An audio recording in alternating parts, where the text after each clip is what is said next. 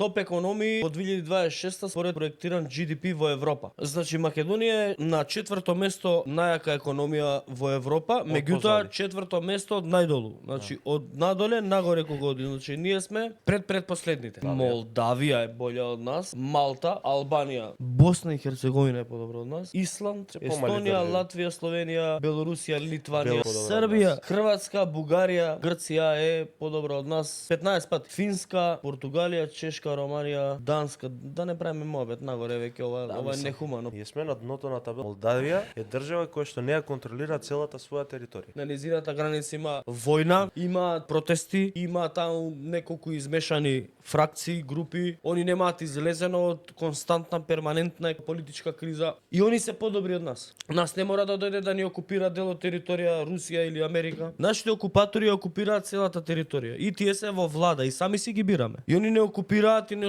осиромашуваат економски. Си ги гласаме нашите окупатори, они влегуваат, нели администратори, 35 години истите.